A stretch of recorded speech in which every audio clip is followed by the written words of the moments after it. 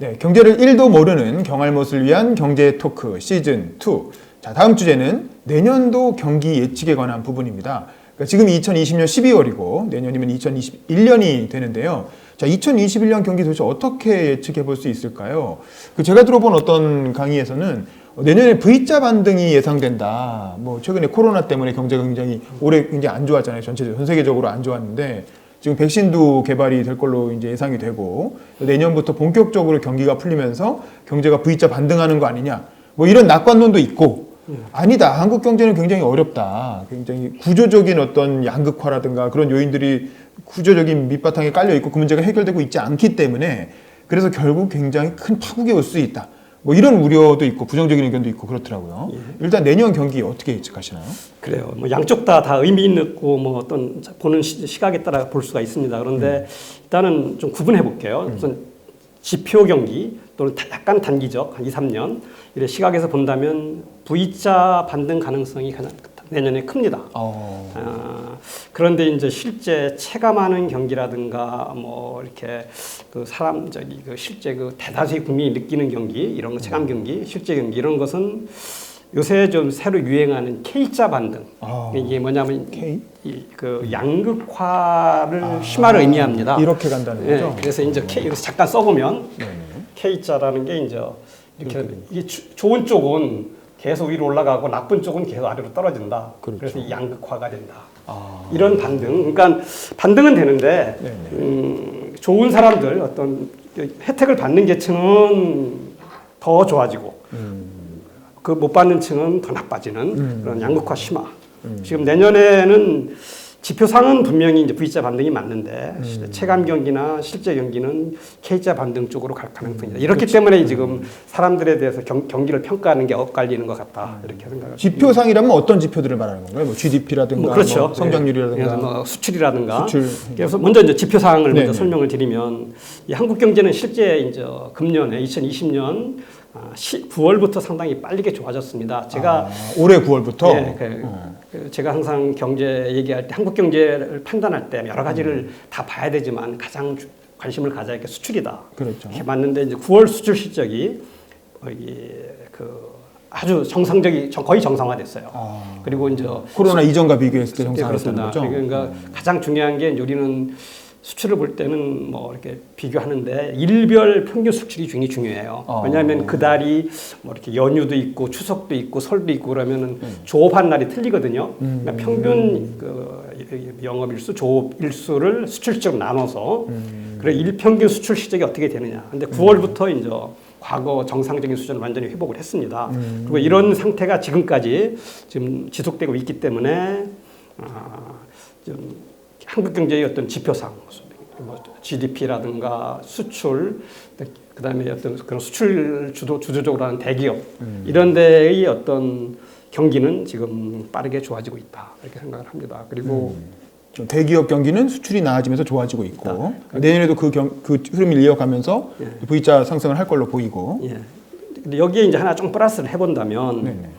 요번에 이제 수출을 제가 지표들을 이걸 좀 가만히 살펴봤습니다. 품목들도 좀 보고 그러니까 뭐 당연히 이제 좋아지는 반도체라든가 헬스케어 예상됐던 건 좋아지는데 이게 생활용품 보통 일상용품 자파 이런 수출이 좀 빠르게 늘어나고 있어요. 이건 굉장히 이제 한국 특히 이제 중견기업, 중소기업 괜찮은 중소기업이죠. 여기에 굉장히 좋은 소식인데 이것은 한국의 브랜드 가치가 좀 높아지고 있다 이런 생각이 듭니다.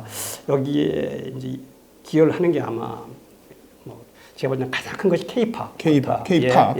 BTS, 방탄소년단, 뭐 요새 블랙핑크, 그런 드라마 그런 게 있고 드라마 있고 그다음에 이제 뭐 K 방역처럼 해서 한국이라는 나라가 이제 꽤 괜찮은 나라다. 메이드 인 코리아라는 상호 자체가 꽤 이제 신뢰를 받게 된 거죠. 신뢰를 받고 이제는 뭐 그냥 처음 보는 것도 들여다봐서 메이드 인 코리아 그럼 괜찮은 제품일 거라고 생각하기 때문에 뭔가 이제 안전할 것 같고 이제 중소기업, 중견기업이 이제 브랜드가 알려지지 않은 물건을 메이드 인 코리아로 수출할 때도 굉장히 유리해지지 않나 이렇게 생각을 합니다. 그래서 이게 굉장히 한국 경제에 긍정적인 역할을 하고 있을 것 같다 내년에 그렇게 생각을 합니다.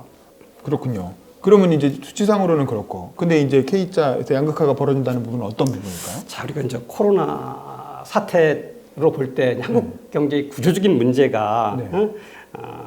지금 양극화나 불평등 문제가 계속 누적되고 있는데, 그렇죠. 이제 우리 이제 기득권층은 항상 혜택을 많이 받아왔어요. 그런데 우리 이제 보통 소외계층이라든가 뭐 다수 한 80% 국민을 이루는 사람들은 굉장히 어려운데, 뭐 비정규직 소상공인, 뭐 이렇게 중소기업 노동자 이런 사람 어려운데, 이런 사람들이 지금 코로나 사태로 가장 어려움을 겪고 그렇죠. 소득이 아주 나빠지고 있거든요. 여기에다 이제 뭐 다 알다시피 이제 집값, 집세가 지금 집값은 이미 확 올랐고 지금 집세가 이제 거기에 따라서 오르고 있는 거거든요.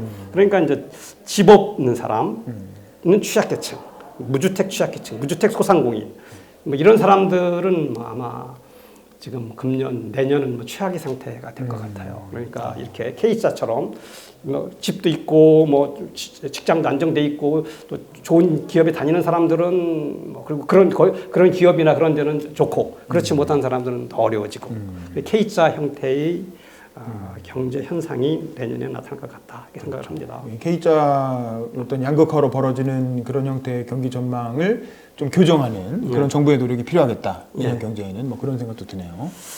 그리고 이제 또 하나 본다면 네네. 지금 이것은 우리가 이제 지표상은 회복이 되지만 이것은 결국은 코로나 이전으로 가는 거거든요. 코로나 이전 상태로 가서 뭐 금년에 나빴기 때문에 이제 성장률은 내년에는 보통 우리가 코로나 이전에 2% 내외를 했는데 내년에는 한 3% 성장할 것 같아요. 금년에 마이너스 성장이니까. 그런데 그 이후에는 어떻게 될까? 좀 중장기적으로 보면 네.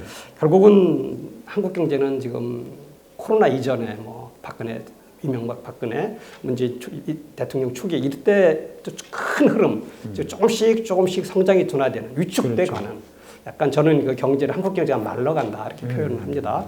이런 추세는 벗어날 수가 없다. 그 추세가 유지되는 거지. 그래서 이제 지표상으로 보면은 당장 내년에는 반짝하는 것 같지만 큰 흐름으로 보면 그렇게 된다.